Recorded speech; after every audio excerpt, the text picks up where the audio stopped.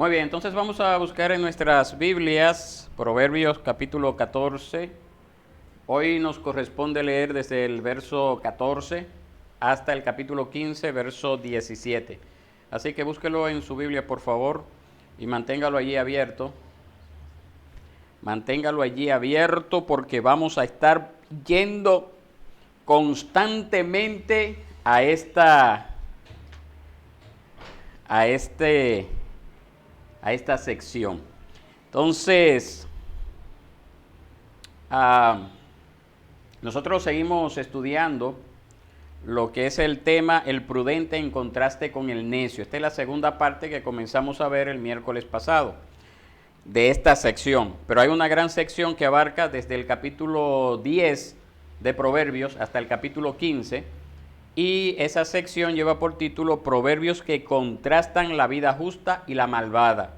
Entonces eso lo terminamos el miércoles que viene, si Dios quiere.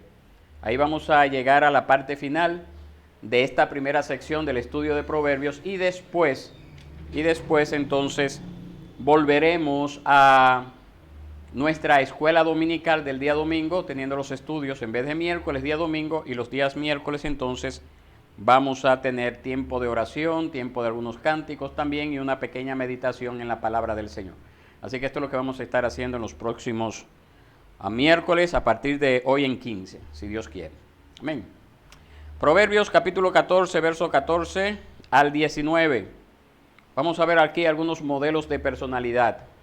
Nos dice así: el de corazón descarriado se saciará de sus caminos, pero el hombre bueno estará satisfecho con el suyo. El simple todo lo cree, pero el prudente mira bien sus pasos. El sabio teme y se aparta del mal, pero el necio es arrogante y descuidado. El hombre pronto a la ira obra neciamente, y el hombre de malos designios es aborrecido. Los simples heredan necedad, pero los prudentes son coronados de conocimiento. Los malos se inclinarán ante los buenos, y los impíos a las puertas del justo. Amén. Entonces, ¿qué nosotros podemos ver acá? En pocas palabras, que los malvados reciben su recompensa. Algunos reciben lo que merecen de manos de otros mientras aún están en esta tierra. Pero, si en caso de que no llegaran a salirse con la suya, o mejor dicho, en caso de que llegaran a salirse con la suya en esta vida, usted puede estar seguro que el malvado tendrá su recompensa en el día del juicio, el día del juicio final. A veces los justos son reconocidos y honrados en esta vida, pero con frecuencia los justos tienen que esperar esa honra y esa recompensa en el más allá. Algo que es cierto es que Dios ve nuestras buenas obras y nos recompensa amorosamente, pero debemos de saber que eso es una recompensa de gracia, porque Cristo ha ganado la salvación para nosotros, habiendo pagado totalmente el precio de nuestros pecados. Entonces, nosotros hacemos buenas obras, el Señor recompensa eso, pero eso no nos está haciendo como ganar méritos para la salvación, porque ya Cristo lo ganó por nosotros. Pero sí somos llamados a hacer buenas obras. Eso es necesario, eso es indispensable. Entonces, si se diera el caso de que, a pesar de lo que hemos dicho, de que el justo va a recibir su recompensa en el más allá, o que también lo puede recibir en esta tierra, si a pesar de eso, usted todavía quiere seguir el camino del mundo, entonces los versículos 15 al 18 ofrecen una guía sobre las varias formas de usted convertirse en una persona necia. Y lo digo de forma sarcástica, por si acaso. ¿Qué nosotros podemos ver eso? ¿En qué nosotros podemos ver? ¿Qué características podemos ver que una persona debe de reunir para convertirse en una necia? Bueno, en el versículo 15, si usted lo ve conmigo, usted debe de ser una persona crédula. Usted debe ser una persona que crea cualquier cosa, evitando ser prudente y reflexivo. Eso es lo que dice, que el simple ¿qué? ¿El simple qué? Todo lo cree. Todo lo cree. Número 2, usted debe de ser una persona insolente y confiada. Versículo 16. No le preste atención a lo que dice el Señor en su palabra, no evite el mal. En lugar de eso, precipítese al mal. Eso es lo que dice el verso 16. El sabio teme y se aparta del mal, pero el necio es arrogante y descuidado. Número 3, enójese con facilidad, añadiéndole a eso algo de artimañas, como dice el versículo 17. El hombre pronto a la ira obra neciamente, y el hombre de malos designios es aborrecido. Enójese fácilmente, como dice ese verso 17. Y si la gente lo odia por eso, tanto mejor, demuestra que lo respetan. Estamos hablando de forma sarcástica, ¿verdad? Para que no vaya a pensar mal. Exacto, exacto. Número 4, vamos por el 4, ¿verdad? ¿Eh? Número 4, no malgaste su tiempo aprendiendo cuando hay tanto que disfrutar. Eso es lo que dice el verso 18.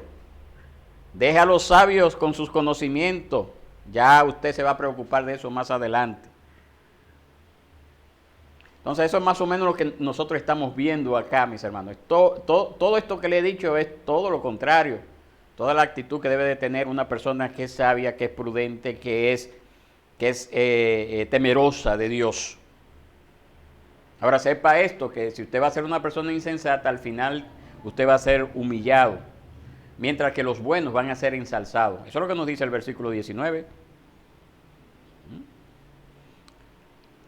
A las puertas del justo, nos dice ahí. Eso se puede referir a que los justos están en un lugar de honor, mientras que los malvados son dejados fuera. Antiguamente los sitios de reunión de los líderes eran las puertas de las ciudades. Allí se reunían en las puertas de las ciudades, en las plazas, y los marginados a las personas que no eran consideradas muy sabias eran dejadas fuera de los muros de la ciudad, eran dejados a un lado, fuera de ese entorno donde estaban los sabios. Entonces, más o menos esto es lo que nos quiere decir el verso 19. Los malos se inclinarán ante los buenos y los impíos a las puertas del justo. Es decir, a las puertas donde se juntan los justos, allí se van a inclinar las personas impías. Algo que es cierto, mis hermanos, es que en el juicio final todos se van a inclinar ante nuestro Señor y Salvador Jesucristo. Eso es lo que nos dice la palabra del Señor. Toda rodilla se doblará y toda lengua confesará que Jesucristo es el Señor. Nosotros alabamos y bendecimos el nombre del Señor porque a nosotros se nos ha dado un hermoso privilegio. ¿Cuál es ese privilegio? Que no tenemos que hacerlo por coerción. Nosotros lo hacemos voluntariamente, nos inclinamos ante el Señor, adoramos su nombre, bendecimos su nombre. Pero en aquel entonces, esos malvados que ahora rechazan las verdades del Evangelio, van a tener que hacerlo por obligación. Entonces, esas personas no tendrán otro remedio que inclinarse ante su juez, porque ya Cristo no vendrá como Salvador, sino para juzgar a vivos y a muertos. Muy bien, seguimos leyendo, mis hermanos, versos 20 y 21, Proverbios 14. Nos dice el 20, aún por su vecino es odiado el pobre, pero muchos son los que aman al rico. El que desprecia a su prójimo peca, pero es feliz el que se apiada de los pobres. En esas dos líneas breves, específicamente del versículo 20, Salomón describe lo que son los amigos cuando solamente todo marcha bien en torno a ese amigo. Eso es lo que vemos allí. Un comentarista, haciendo referencia a este pasaje bíblico, dijo que ese es el lado oscuro de la naturaleza humana. El lado oscuro de la naturaleza humana. Sencillamente el hombre busca beneficios propios y por esa razón se acerca de aquel que le puede dar esos beneficios. Cuando nosotros estamos arruinados, allí, en esa situación, descubriremos quiénes son los verdaderos amigos. En esa situación, Como dice Proverbios 17:17, en todo tiempo ama el amigo. En todo tiempo ama el amigo. Entonces, ese nombre que lleva por amigo en el verso, como le digo, en el verso,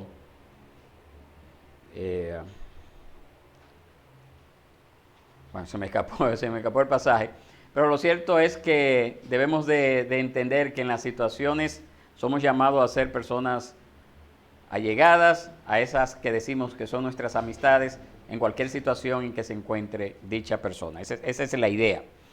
El versículo 21 nos dice que debemos estar seguros de no ser el tipo de amigo que lo es solamente en las buenas y que desdeña a su prójimo cuando está necesitado. Aunque el mundo se muestre despreocupado, Dios, que es bondadoso con el que padece necesidad, se mantiene siempre vigilante. Entonces, nosotros somos llamados a seguir ese ejemplo. Hay otros proverbios que también nos hablan acerca de cómo expresar misericordia hacia los demás. Por ejemplo, Proverbio 22:9, compartiendo el alimento con el pobre. Proverbio 28:8, ayudándolo económicamente. Proverbio 31:9, defendiendo sus derechos, etcétera. Entonces lo cierto es que Dios ve esta bondad de parte nuestra y la bendice, mis hermanos. Eso es lo importante que nosotros podemos ver en cuanto a ser bondadoso, misericordioso para con el prójimo.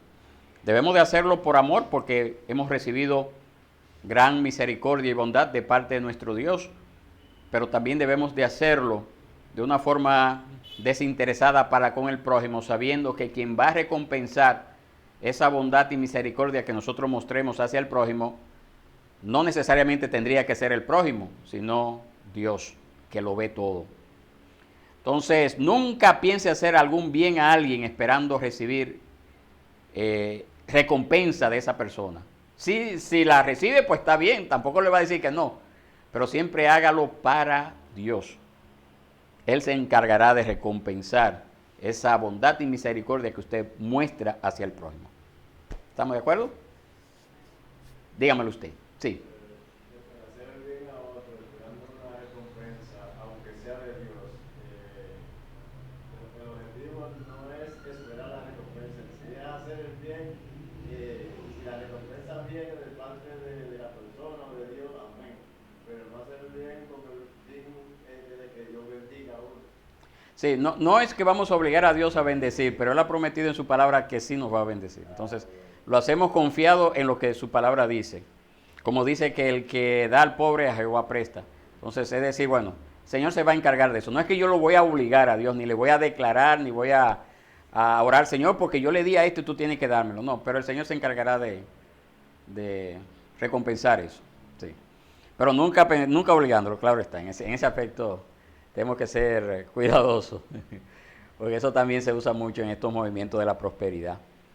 La gente piensa que está obligado a Dios a darle algo, pero no, Dios lo hace porque Él mismo se ha revelado en su palabra y ha prometido eso. Y Dios no falta a su palabra. Muy bien, vamos a ver algunos consejos generales y algunas observaciones en los versos 22 al 28. Y vamos a tener la transmisión hoy, pero tenemos problemas ahí con el internet, así que ese enlace que le compartí no va a funcionar si ustedes tratan de entrar. Después, no, se está grabando, pero no está la transmisión. Versos 22 al 28, Proverbios 14. Leemos, dice así: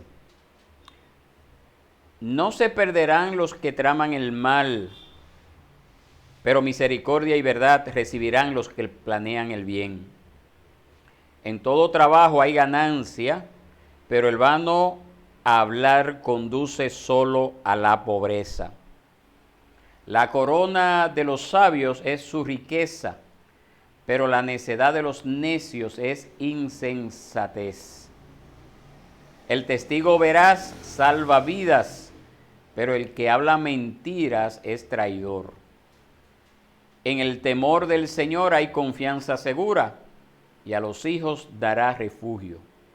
El temor del Señor es fuente de vida, para evadir los lazos de la muerte. En la multitud del pueblo está la gloria del rey, pero en la falta de pueblo está la ruina del príncipe. Hay un refrán que dice: cosechamos lo que sembramos. Los que planean el mal pueden esperar malos resultados. Eso es lo que nos dice el verso 22. Dios también lo dijo en Miqueas capítulo 2, verso 1 al 3 de la siguiente forma: Ay de los que planean la iniquidad, codician campos y se apoderan de ellos, codician casas y las toman, roban al dueño y a su casa, al hombre y a su heredad. Por tanto, así dice el Señor: estoy planeando traer contra esta familia un mal del cual no librarán su cuello. Eso siempre es algo que debemos de tomar en cuenta, conforme a lo que les dije al principio. El juicio de Dios no se tarda sobre la maldad de este mundo. Hay impíos que podrán recibir el castigo en esta tierra, pero si llegase a escaparse del castigo en esta tierra, usted puede estar seguro que en la eternidad va a recibir su justa recompensa. Amén. Porque no podemos quedarnos solamente mirando el aspecto terrenal de que, esa persona la va a pagar mal y la va a pagar en esta tierra. No, mis hermanos, no necesariamente el malvado sufre su justo castigo en esta tierra. Pero lo que sí es cierto, y esto debe de ser un aliciente para nosotros como hijos de Dios, es que todo mal hecho aquí en la tierra, todo pecado cometido aquí en la tierra, no quedará sin su justa recompensa en el más allá. ¿Estamos de acuerdo? Ok. Si se arrepiente la persona, esa persona es librada del castigo eterno, del fuego eterno, del infierno eterno, pero va a sufrir también las secuelas, muy probable, en esta tierra, de cualquier mal proceder en su vida, antes de conocer al Señor. Eso también es otra cosa que siempre debemos de tomar en cuenta. La secuela, quizás nunca va a recibir aquí el justo juicio, pero y va a ser librado del castigo eterno si viene arrepentido al Señor, pero una mala vida, una persona que se convierte va a sufrir esa secuela después de haberse convertido. Una persona, por ejemplo, de la calle va a sufrir las consecuencias de esa vida de la calle. Puede ser enfermedades, puede ser muchas cosas, pero no voy a entrar en detalle ahora, pero es para que usted tenga una idea de que el pecado siempre arrastra consigo ciertas consecuencias que la persona, cuando se arrepiente, no es librada del todo. Es librada de la condenación eterna. El Señor borra todos sus pecados, hace de esa persona una nueva criatura, pero hay ciertos detalles que esa persona va a seguir sufriendo luego de haber conocido al Señor. Entonces lo mejor es orar al Señor que nos guarde del mal, y si caemos, pues confesar nuestros pecados, venir a Él y saber que pueden haber consecuencias. Ok. Verso 22, aquí nosotros podemos ver la maldad misma de los malvados. ¿Qué es lo que nos dice? Verso 22, no se perderán los que traman el mal, pero dice la siguiente parte: pero misericordia y verdad recibirán los que planean el bien. La persona justa planea el bien y en recompensa reciben fidelidad y amor de diversas fuentes. Verso 23. La pobreza de la que nos habla este verso 23 no es la misma de los versículos 20 y 21, sino que es la producida por la pereza. Es la pobreza que nosotros leemos en la epístola del apóstol Pablo cuando habla acerca de los que están metiéndose en cosas, metiéndose en las casas. Gente que no trabaja, sino que anda de casa en casa hablando y molestando a los demás. A esas personas, el apóstol Pablo, siendo inspirado por el Espíritu Santo, les dedicó unas palabras en 2 de Tesalonicenses capítulo 3, verso 12. Dice allí, a tales personas les ordenamos y exhortamos en el Señor Jesucristo que trabajando tranquilamente coman su propio pan. Ese tipo de personas que lamentablemente yo creo que hace un tiempo les decía a ustedes que era muy común, hace un tiempo se lo dije, creo, sí, fue un miércoles que se lo dije, que habían personas que se convertían, principalmente jóvenes, y se convertían y ya no querían salir a trabajar, querían estar en la iglesia, meterse en la iglesia, estar en retiro, estar en vigilia y no querían salir de allí. Parece que ese pasaje bíblico no existía para ellos o no lo leían muy seguido, pero nosotros debemos de ser personas precavidas y entender de que el Señor nos manda a trabajar y ganarnos el sustento con el sudor de nuestra frente. En el libro de Proverbios hay un comentarista que dividió los pobres en 3 tipos. Está el abandonado y desamparado. Es esa persona que no se le han dado oportunidades, se le han cerrado puertas, al igual que también el oprimido, que es aquel que en la sociedad, pues, fruto de la corrupción de los pueblos, de los políticos, esa persona se le han quitado esas oportunidades de avanzar y por lo tanto llegan a la pobreza. Y entonces también está el perezoso. Son 3 tipos de pobre: el abandonado, el desamparado, el oprimido. Pues es una persona que hay que ayudarlo, hay que estar extendiéndole la mano siempre a esa persona que está en esas condiciones, que no ha tenido ciertas oportunidades de poder avanzar en la vida y por eso ha caído en ese estado de pobreza. La Biblia nos exhorta a extenderle la mano a esas personas, pero el perezoso, a esa persona se le manda en las Escrituras a que trabajen. Entonces tenemos que ser sabios para poder discernir cuando vemos a una persona en carencia económica, principalmente, claro está, cuál es la condición de él. Es una persona que fue oprimida, es una persona que le fue mal en los negocios, eso también se da en esta tierra. No actuó con sabiduría, metió la pata, pero eso no porque no trabajara, sino porque no supo asesorarse, por ejemplo. Entonces a esa persona hay que ayudarle, hay que extenderle la mano. Pero el perezoso, el que es pobre por pereza, hay que ayudarle aconsejándole a que trabaje. ¿Ve la diferencia? Hay una diferencia.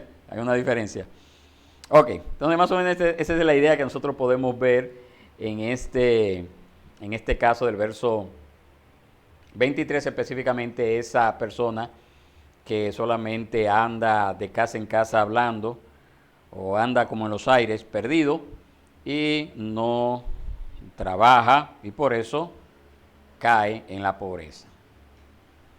¿Alguna pregunta hasta acá? ¿Allá atrás? ¿No? Ok, versículo 24. El sabio obtiene beneficios de su sabiduría, ya sea de orden monetario o de otro tipo. Eso es lo que podemos ver allí. En tanto que el insensato no genera otra cosa más que insensatez. Eso siempre hay que tomarlo como referencia de que esa ese tipo de riqueza, pues no necesariamente tiene que ser económica, sino puede ser cierto prestigio, puede ser cierto estatus dentro de la media del grupo de personas en la cual esa persona se desenvuelve. Tampoco piense que se refiere a que va a ser millonario y que va a ser prosperado, porque esos son de los pasajes bíblicos que hay que manejar con sumo cuidado y que son los pasajes bíblicos que se usan para enfatizar mucho lo que es la prosperidad. Dios puede bendecir, hacer rico a una persona. No hay pecado en que una persona sea rica, a pesar de que hay otros pasajes bíblicos que aparentan decir lo contrario. Para eso tendríamos que entrar a un estudio de esos pasajes bíblicos. Lo cierto de todo, mis hermanos, es que a algunas personas le puede ir bien económicamente hablando y ser personas fieles al Señor. Y hay otros que no. Hay otros que la riqueza se convierten en un gran obstáculo para su vida espiritual. Al decir la verdad en el versículo 25, especialmente cuando compartimos la verdad de la gracia de Dios, se puede decir que nosotros estamos salvando vidas. Eso es lo que nos dice, el testigo veraz salva vidas. El engaño destruye en vez de salvar. Puede ser en un sentido de un juicio. Testigo veraz salva vida, ¿verdad? Porque dice la verdad, porque lo protege de que vaya a la cárcel en aquellos tiempos de la muerte o en aquellos países donde todavía se aplica la pena de muerte, también los libra de eso, pero siempre podemos verlo en el contexto de que una persona que habla la verdad va a estar compartiendo la verdad del Evangelio en todas las áreas de su vida y por lo tanto el Señor va a traer a salvación a esas personas, a muchas de esas personas que ese testigo veraz está compartiendo esas verdades, valga la redundancia, del Evangelio. Entonces, es nuestro deber siempre hablar la verdad y, ante todo, hablar la verdad del Evangelio, las grandes verdades que están en la palabra del Señor. Versículos 26 y 27, allí describen el temor del Señor de dos maneras muy pintorescas. Aquí en primer lugar habla acerca del término confianza segura, pero ese es un término que en otros pasajes bíblicos, y no lo anoté acá, lamento, pensé que lo había anotado pero no lo tengo, en otros pasajes bíblicos ese término hebreo se traduce como fortaleza, esa confianza segura. En el temor del Señor hay confianza segura. Hay otros pasajes bíblicos que cuando dice confianza segura se traduce como una fortaleza. Entonces podría traducir aquí también, en el temor del Señor hay una fortaleza. Fortaleza en cuanto al término de un lugar para proteger a la persona del avance de algún enemigo. Entonces debemos de verlo así. Cuando usted teme al Señor, usted está protegido. Esa es la idea. Usted está protegido por el Señor. El Señor lo cuida. Usted está en sus manos. ¿Por qué? ¿Por qué usted está protegido? Porque ya usted es parte de Él. Aquella persona que es temerosa de Dios es una persona que ha conocido al Señor. Entonces nosotros como creyentes encontramos refugios en Dios. Él nos protege, nos cuida principal de los ataques de Satanás, de los ataques del mundo. Nosotros estamos en sus manos. Nosotros estamos seguros en sus manos. Nos dice Él que nadie nos puede arrebatar de sus manos. Nadie. Dios vela para que no nos ocurra nada que al final no sea para nuestro bien. Oiga cómo lo dije. Tomando como referencia a Romanos 8, que nos dice específicamente el verso 28, que a los que aman a Dios, todas las cosas les ayudan a bien. Entonces siempre tenga eso pendiente. Una persona, claro, es que como que una cosa va de la mano con otra. ¿Quiénes son los que aman a Dios?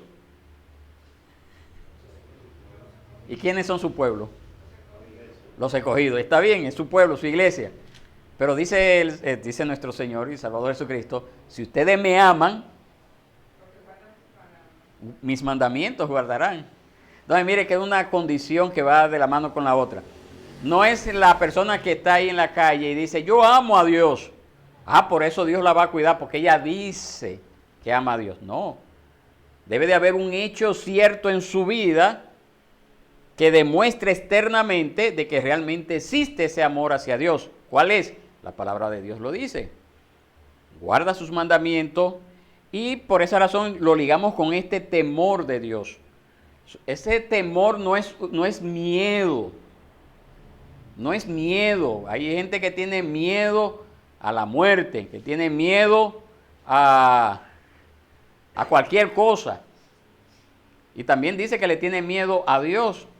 Pero no es ese miedo, no es miedo, no es temor en este contexto, sino es ese deseo de agradar al Señor, ese deseo de descansar en el Señor. Entonces, por eso dice, en el temor del Señor hay una fortaleza o hay confianza segura. Y otra cosa que también nos dice allí es que tenemos ese refugio precioso que nosotros podemos hallar en el Señor. Y también el verso 27 nos habla, y vuelve y repite, el temor del Señor, ¿qué es? Es fuente de vida. Él nos ha creado y también nos ha dado la vida eterna. Entonces, con esas seguridades, nosotros podemos enfrentar el temor, cualquier tipo de temor, a la vida, si alguien le tiene miedo a la vida, a la muerte, a la eternidad. Y lo hacemos confiados porque el Señor se nos ha dado por completo a nosotros. Entonces, por esa razón podemos descansar en Él. Si nos ha dado el mayor regalo, que es su Hijo, entonces podemos descansar en Él, que no hay nada que el Señor nos vaya a dar o a quitar que no sea porque sea lo mejor para nosotros. Amén. ¿De qué serviría tener un reino si no hay nadie en él? Es decir, Zobeide es la reina de el pueblo. No, porque aquí hay gente. Vamos a ponerle un nombre a un pueblo, pero ahí no hay gente. ¿De qué serviría? De nada. Entonces, más o menos eso es lo que quiere decir el versículo 28. En la multitud del pueblo está la gloria del rey, pero en la falta de pueblo está la ruina del príncipe.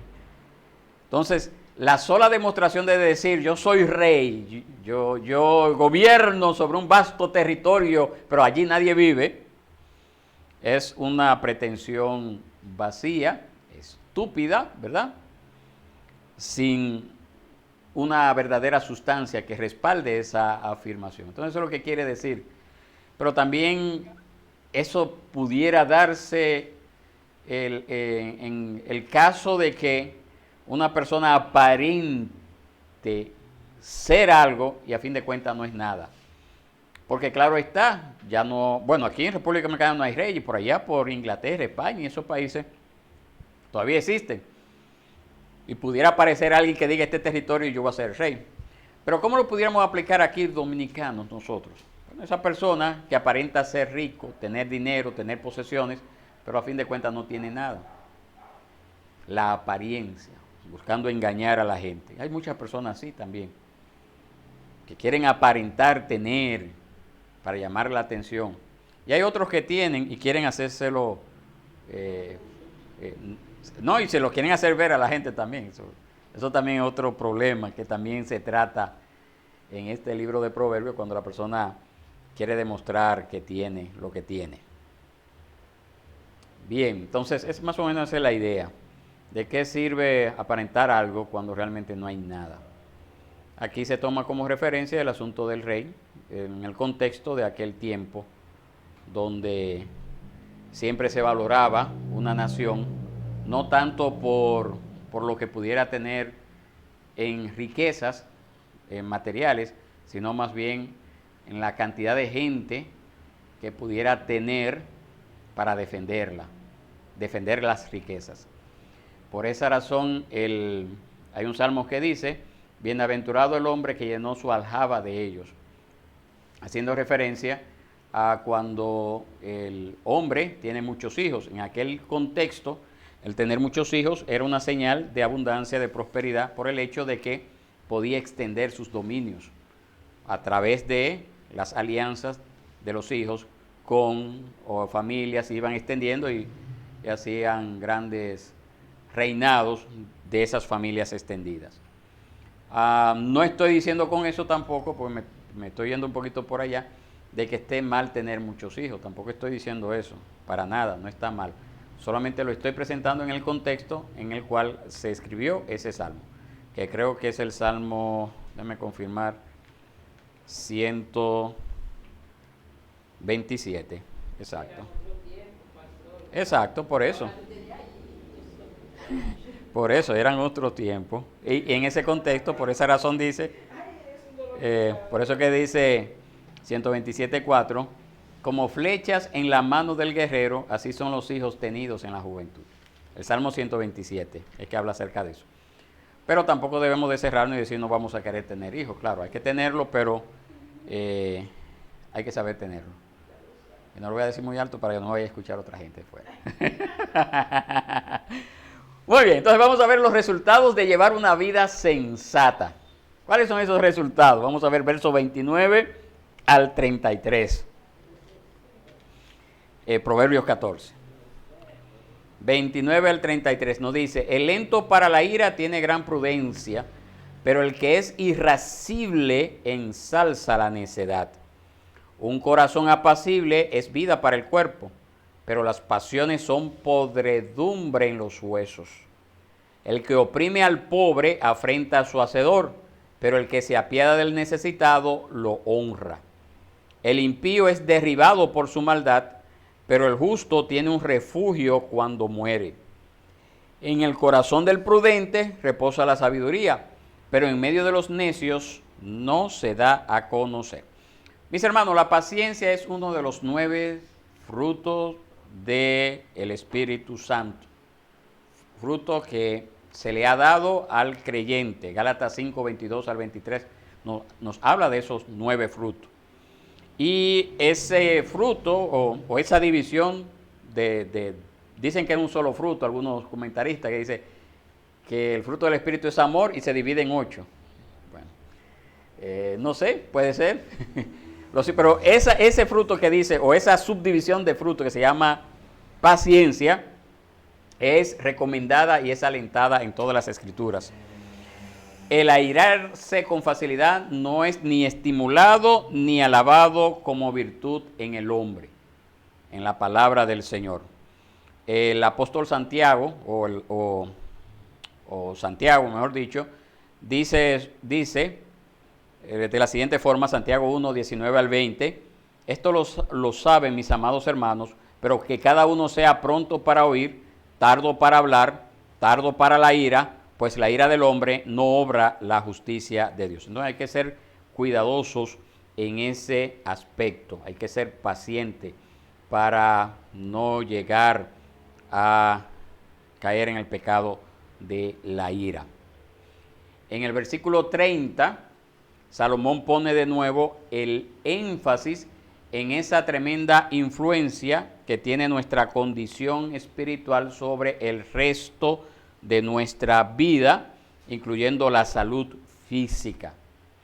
Un corazón apacible es vida para el cuerpo, pero las pasiones son podredumbre de los huesos. Ese corazón apacible aparece en contraste con ese impaciente, ese corazón impaciente que se muestra en el versículo 29. La paz que solamente Dios puede dar impera en el corazón del creyente, pero en momentos dados el creyente también puede descuidarse ese aspecto de que el Señor nos manda a manifestar ese fruto de la paciencia y caer en ese pecado. Nosotros debemos de aprender a ejercitarnos en ese aspecto,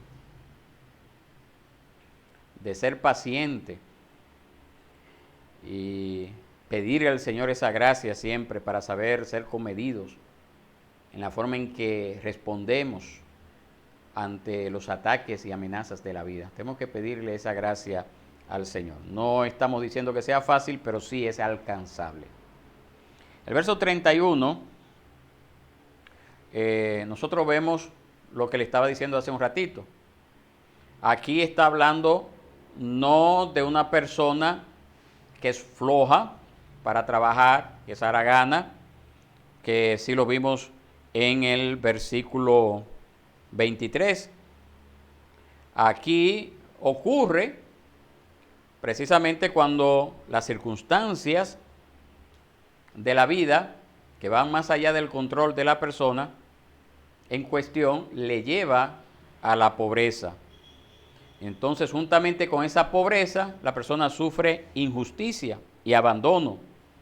Entonces, aumentarle la desdicha a esta persona en estas condiciones, pues va a provocar el desprecio de Dios mismo hacia esa persona que está provocando el aumento de esa desdicha a esa persona pobre. Por eso dice, el que oprime al pobre, ¿qué hace? El que oprime al pobre, ¿qué hace? Afrenta a su hacedor. Pero el que se apiada del necesitado, lo honra. En la parábola del juicio final, Jesús tocó el tema de nuestra responsabilidad para con los necesitados.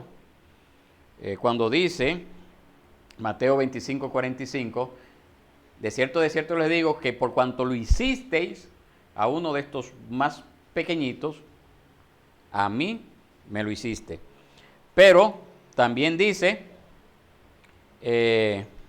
o mejor dicho, 25:45 dice, si ustedes no lo hicieron, a mí no me lo hicieron. Y 25:40 dice, si ustedes lo hicieron a uno de estos más pequeños, a mí me lo hicieron. Es decir, que está en la contraparte, Mateo 25:40, Mateo 25:45. Ahí están las dos cosas.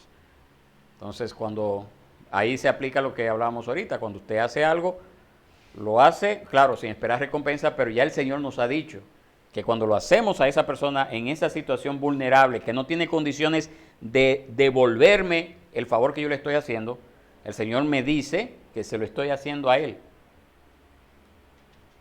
Que se lo estoy haciendo a Él. Bien. Ok. Verso 32, que nosotros podemos ver en este verso 32. Aquí nosotros podemos ver unas palabras de consuelo, si se puede decir así, para nosotros los creyentes, la segunda sección. El malvado no tiene a dónde recurrir.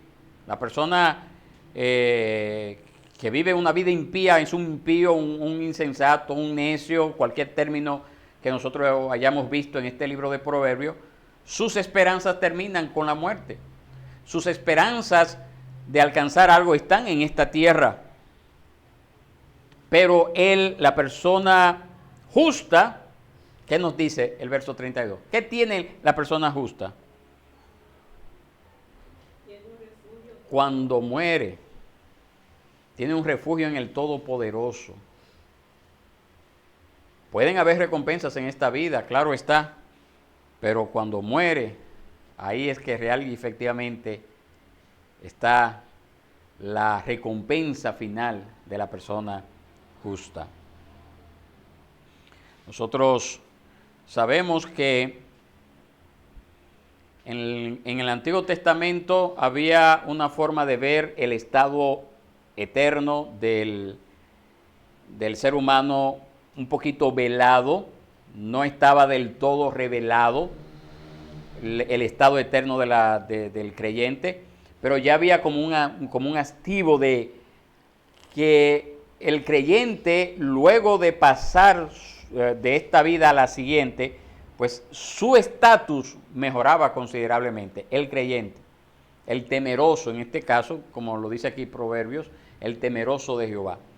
Pero sabemos nosotros que ya estamos después del Nuevo Testamento, que ya hemos recibido una revelación más clara, pues tenemos mucho más razones para entonces alegrarnos en esas promesas que el Señor nos ha dado de la vida después de la muerte.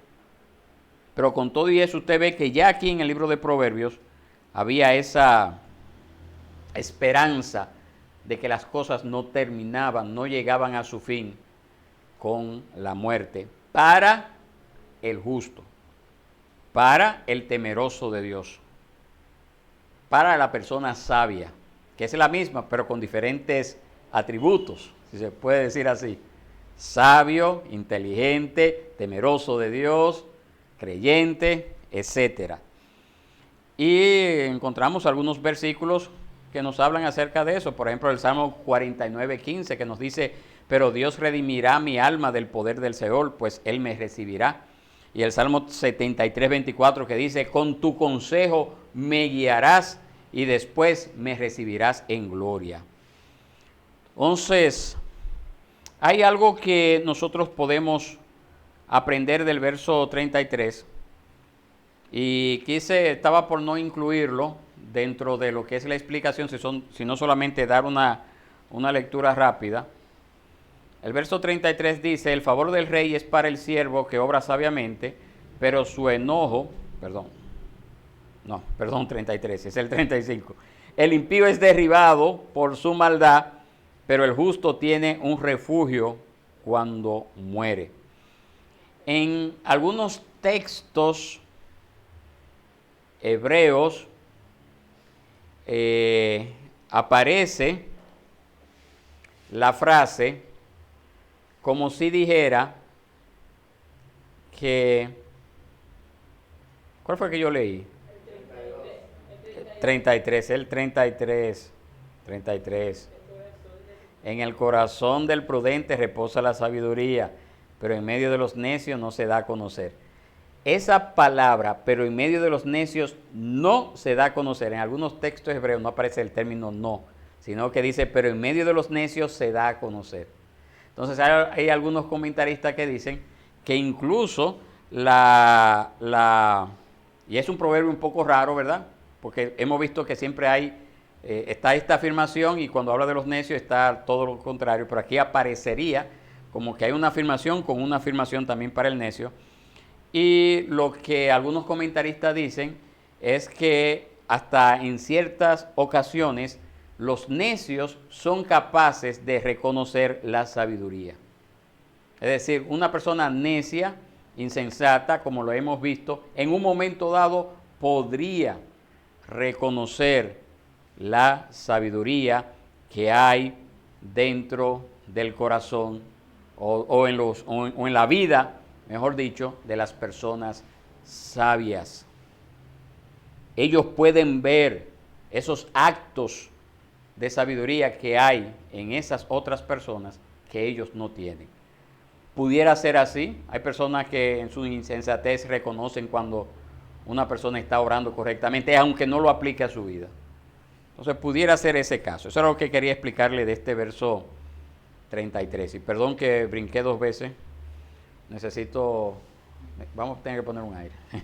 Esto me lo vuela. Muy bien, vamos a ver si avanzamos rápido porque quiero llegar hasta el verso 7 del capítulo 15. Versos 34 y 35, gobierno justo. La justicia engrandece a la nación, pero el pecado es afrenta para los pueblos. El favor del rey es para el siervo que obra sabiamente, pero su enojo es contra el que obra vergonzosamente. Este versículo 34 es uno de los proverbios que parece destacarse de los demás en cuanto a su poder para llamar nuestra atención. En pocas palabras, hablan mucho acerca de la historia del mundo y de los acontecimientos que han sido comunes y corrientes en nuestro tiempo. ¿Por qué? Bueno, sencillamente es algo que vemos en ciudades y países que son prósperos y en aquellos países que se han entregado al pecado. La gran diferencia. Aquellos países que tienen un fundamento bíblico, aquellos países que en sus inicios se fundamentaron en la palabra, que nosotros los conocemos, Estados Unidos, Canadá, Europa, países que fueron fundamentados en principios bíblicos, aunque ahora lo han abandonado, porque no estoy diciendo que siguen siéndolo, pero eso le dio, esa fue como la forma en que iniciaron como nación, tomando principios bíblicos. No eran cristianos todos, pero tenían cierto respeto hacia las leyes divinas, y por esa razón naciones que llegaron a ser prósperas como la conocemos hasta ahora. Pero tenemos casos entonces de pueblos que se han vendido a la idolatría, a la hechicería, a la brujería, en el caso de Haití, lamentable, triste, pero es verdad, y vemos las condiciones en tanta desesperación en que viven estos habitantes. Entonces ahí se aplica esa verdad. Dios juzga a las naciones no por su poderío económico o militar, ni por sus recursos naturales. Él las mide en base a lo que es el concepto de la práctica de la justicia, de lo que es correcto, de la moralidad, independientemente de que sus fundadores todos hayan sido cristianos. Pero por lo menos hubo en ellos como esa referencia de irse a la palabra y tomar esto para dar inicio a estas naciones. Ahora, sí, como estas naciones fueron prósperas, también son naciones que muy probablemente están para caer en el olvido. Quizás no hoy ni mañana, y quizás ninguno de nosotros lo veamos, quizás no lo veamos ninguno de nosotros, pero así como han abandonado a la palabra, como han abandonado estos principios que le dieron forma a estas naciones, asimismo, entonces su caída es inminente. Yo puedo decir, puedo afirmar ahora, en el siglo XXI, que la totalidad de las naciones de ahora, de este siglo, enfrentan el juicio de Dios por causa de los pecados que se han cometido como nación. Son prósperas porque en sus inicios tuvieron referencias a ese temor a Dios en la palabra, revelado en esos principios que conocemos en la palabra. Pero ahora, esas naciones están totalmente olvidadas de Dios. Piensan que lograron su prosperidad por sus habilidades, por su sabiduría, pero no es así. Dieron forma a la nación por ese temor, ese respeto a estos principios universales que están en la palabra del Señor.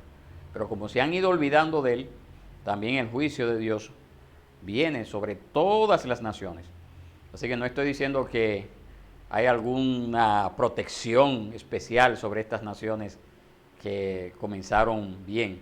No, porque se han desviado, mis hermanos. Están en igualdad de condiciones que estas naciones que están en esta extrema pobreza como nuestro vecino de Haití. Ven, están en igual y enfrenta el juicio de Dios. Ahora, lo que nosotros como creyentes debemos de aprender es que donde quiera que vivamos tenemos que fomentar la justicia. Y eso incluye la justicia cívica mediante normas básicas, éticas, principios morales de integridad. Debe de fomentarse esto, y nosotros tampoco podemos quedarnos de los brazos cruzados. Yo hace unos días estaba hablando con un hermano, la semana pasada, y el concepto que me presentó acerca de la situación de República Dominicana es como que, bueno, República Dominicana está así, no hay nada que buscar. Y eso es un grave error, y ese grave error ha sido fomentado por un sistema escatológico que está totalmente divorciado de las Escrituras, que es el dispensacionalismo. Y de eso podríamos hablar en otra ocasión, de ese tema, que es el dispensacionalismo. Lo cierto es que el dispensacionalismo está tan enraizado dentro de las iglesias que más abundan en nuestros tiempos, las iglesias evangélicas pentecostales, que eso es lo que ha llevado como a tener ese divorcio de la realidad. No, ese está ahí y llegó ahí y va a ser corrupto y va a seguir siendo corrupto porque el medio ya le crea las condiciones para que lo siga haciendo y no hay nada que buscar. Entonces, ser muy pesimista, nosotros no podemos quedarnos con los brazos cruzados. Decir, no, eso está así, el gobierno es así, es corrupto y va a seguir así. No, mis hermanos. Nosotros tenemos que velar todavía. A pesar, como le dije hace un ratito, el juicio de Dios no se tarda sobre todas las naciones de este mundo. Viene el juicio de Dios, pero yo soy llamado a ser un atalaya, ponerme en la brecha, pararme y denunciar lo que está mal y exigir las cosas correctas, que anden bien. Nosotros como creyentes somos llamados a esto. Sabemos por lo que nos dice el versículo 35 que en ocasiones la persona sufre cuando hay gobiernos injustos, pero ese principio de que tenemos que exigir que se ande correctamente sigue vigente. Y nosotros tenemos que, ya en nuestros tiempos, ya no hay un rey, por lo menos acá en República Dominicana o en la mayoría de los países de Occidente, no hay un rey que recibe el reinado por herencia, sino que ya tenemos gobiernos que son elegidos por el pueblo y por lo tanto también tenemos que hacerle ver a la gente de que deben de elegir no personas que le vayan a dar algún beneficio personal, sino que sea para el bienestar de la nación en sentido general. Amén. Ok, muy bien. Entonces vamos a leer los últimos 7 versículos y con esto terminamos, mis hermanos, del capítulo 15. Disculpe que me extendí un poquito más de lo esperado. Nos dice así, pero yo quiero llegar a esto para que el próximo miércoles, si Dios quiere, concluyamos con este capítulo 15.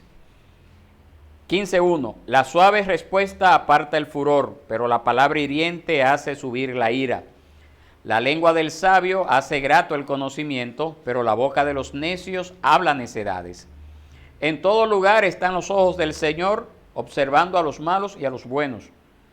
La lengua apacible es árbol de vida, pero la perversidad en ella quebranta el espíritu. El necio rechaza la disciplina de su padre, pero es prudente el que acepta la reprensión. En la casa del justo hay mucha riqueza, pero en las ganancias del impío hay turbación. Los labios de los sabios esparcen conocimiento, pero no así el corazón de los necios. En este capítulo 15 vamos a seguir hablando acerca de la vida justa y la malvada, pero vamos a enfocarnos en muchos de estos versículos acerca de la lengua y acerca de lo que hay en el corazón. Nuestra naturaleza pecadora le gusta siempre responder con insultos o a la ira con más ira, y eso es algo que es muy natural, es una reacción natural del ser humano, pero siempre debemos de tomar como referencia que una respuesta amable, como nos dice este primer versículo, una respuesta amable disipa la ira, la hace desaparecer. Entonces tenemos que aprender a ser comedidos en cuanto a qué responder, cómo responder, en qué momento responder, en qué momento callar. El versículo 2 establece que los sabios son reflexivos al hablar y que los necios, aunque no tienen nada que decir, hablan de todas formas. ¿Usted sabía eso? Hablan de todas formas aunque no tengan nada que decir. Si alguna vez nosotros sentimos que tenemos que dar nuestra opinión sobre cada asunto que hay bajo el sol, nosotros debemos de interpretarlo como una señal de que es tiempo de refrenarnos y escuchar lo que los demás tienen que decir. Hay personas que siempre tienen algo que opinar y eso no es correcto, mis hermanos. Hay que ser cuidadoso con eso. Ahora, tampoco es bueno quedarse callado cuando hay dudas. Eso también es otro peligro. Yo creo que aquí sufrimos del segundo, no del primero. Pero yo he ido a reuniones, he estado en todo tipo de reuniones, y nos vamos, y siempre me he encontrado con personas que hay uno que tiene que hablar, tiene que preguntar, tiene que repetir, oye, pero cállate un momento, por favor. ¿Verdad? Entonces hay que ser cuidadoso con lo que hablamos, pero yo siempre he dicho, tampoco se quede con la duda, pregunte, ¿verdad? Pregunte. Yo le decía que aquí estamos en la segunda parte porque nadie pregunta, nadie habla. Pero bueno, es mejor de este lado que de aquel lado. Ok, el versículo 3 es un texto que prueba lo que es la omnisciencia de Dios. Dios lo sabe todo. El hecho de que nada escape a su vista es una advertencia para quienes, para los malvados, que no se saldrán en nada con la suya. Y también es un consuelo para los buenos. Nosotros como pueblo de Dios tenemos esa seguridad de que Dios ve y se preocupa por nuestras dificultades y que a su debido tiempo Él nos librará. Nos librará.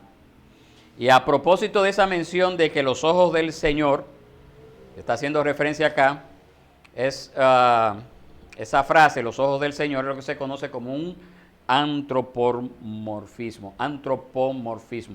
que esa palabra significa que a veces la Biblia le atribuye características humanas a Dios, como acá hace referencia a los ojos de Dios. No es que Dios tiene los ojos igual que nosotros, pero es para que nosotros entendamos de una manera práctica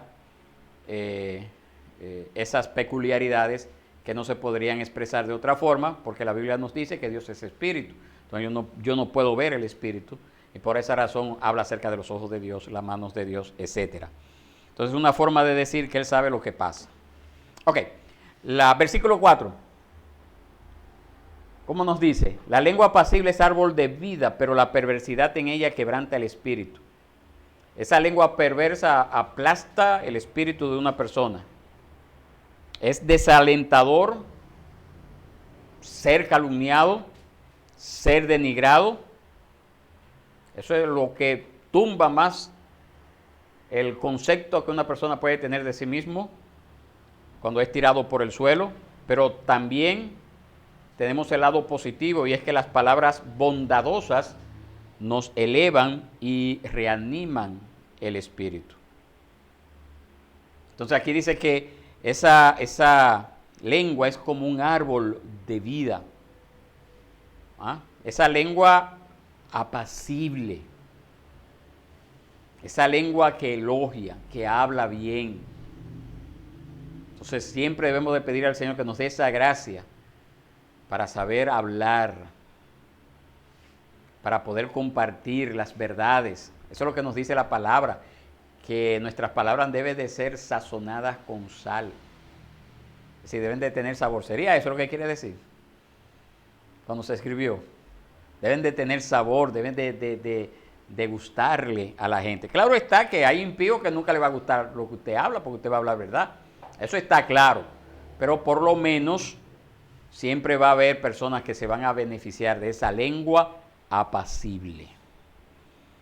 El versículo 5, no sé, para las jóvenes que están acá, es un pasaje bíblico que como que se repite mucho aquí en Proverbios, pero eso es una de las ventajas que tenemos al estudiar de manera consecutiva libros completos de la Biblia.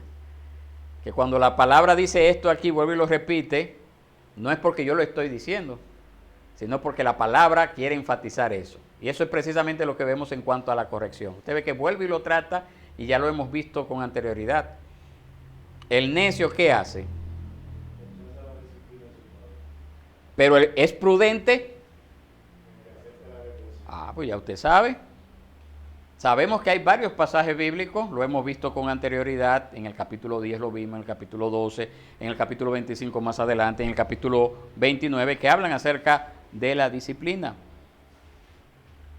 Pero también hay que hablar acerca de la disciplina que somos llamados a compartir como adultos. Cuando el Señor nos habla en Lucas 17:3, si tu hermano peca, repréndelo, y si se arrepiente, perdónalo. También es bueno tener esa habilidad de poder acercarme a ese hermano que es igual a mí. Ya yo no soy un superior, él no está por debajo de mí, sino soy un igual, y con esa lengua apacible, ¿se acuerda lo que vimos? Con esa lengua apacible, ver si ese hermano, cuando ese hermano está andando de una manera que no es afín a lo que la palabra de Dios manda, pues saber cómo acercarnos a él y decirle, mira, esto está mal, pero hay que saberlo cómo hacer, ¿verdad que sí? Claro, la persona que es sabia va a aceptar la reprensión, si se le da de buena forma, sabiendo usar las palabras correctas. Pero aquella persona que es necia, pues lo va a rechazar. Lo va a rechazar. Versículo 6, en la casa del justo hay mucha riqueza, pero en las ganancias del impío hay turbación. Aquí debemos de contemplar lo que es la riqueza, no en el sentido material solamente, porque sabemos que hay personas justas que no son ricas. No hay riqueza. Sino que hay que verlo en el contexto del plan salvífico del Señor, que hay esa vida más saludable de esa persona que es justa, que maneja bien sus cosas. En cambio, la persona que es malvada, a pesar de que pudiera ser rica, siempre vive turbado. ¿Por qué? Porque le hizo mal a alguien, porque se lo ganó de mala forma, etcétera. Entonces esa es la diferencia que nos quiere hacer ver este versículo.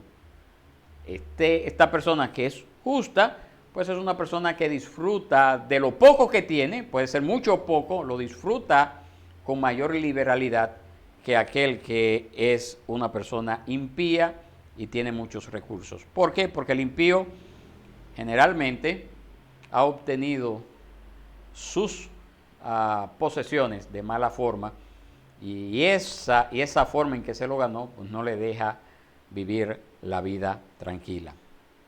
Versículo 7, aquí nosotros vemos cómo Salomón ubica a los labios y al corazón en líneas paralelas. Y esa conexión que nosotros podemos ver aquí es algo que nos dice que esa relación entre el labio y el corazón es muy estrecha. Acuérdense que siempre que les he hablado acerca del corazón, no estamos haciendo referencia en las escrituras al corazón físico, ¿verdad? Usted está claro en cuanto a eso, sino al asiento de las emociones. Entonces, por eso hay esa relación cercana. Hay esa relación cercana. Lo que usted habla es evidencia de lo que hay en su corazón. No puede salir de una fuente amarga aguas dulces, nos dice la palabra. Lo que dice de la abundancia, ¿qué? Habla la boca, mis hermanos. Entonces somos llamados a trabajar con nuestro corazón. Es ahí que comienza. Yo puedo cuidarme, hablar lo que hablo con mis labios, pero a fin de cuentas siempre saldrá hasta cierto punto esas necedades que hay en el corazón, si solamente he trabajado con los labios, con lo externo. Pero si lo hago de adentro para afuera, creo que será más fácil mostrar el cambio. Amén. Bien. Muy bien, esto es lo que quería tratarle en esta noche. Como ustedes pueden ver, son pasajes bíblicos o proverbios, casi todos que están incrustados en un verso, y por esa razón hay como, no se puede tratar como todo un paquete, sino que hay que irlo tratando de manera casi individual. ¿Hay alguna pregunta, alguna inquietud, algo? ¿Está todo claro? Ahora no hable por hablar, porque yo le dije ahorita, ¿verdad? No, yo creo que tenemos muchas cosas que aprender, pero solamente podemos hacerlo así, viendo verso por verso, principalmente aquí en el libro de Proverbios. Pero qué bueno que podemos sacar muchos beneficios de esto, y ojalá también nos ayude no solamente a tenerlo en la mente, en nuestro intelecto, sino pedirle al Señor que nos dé esa gracia, que cuando nos veamos en situaciones como la que hemos visto hasta ahora de Proverbios, entonces podamos tomar el camino correcto que nos ha sugerido precisamente esos proverbios. Vamos a orar, vamos a dar gracias a Dios por este tiempo, y así pedirle también que nos dé esa gracia siempre para llevar a la práctica todo lo que aprendemos. Estemos de pie.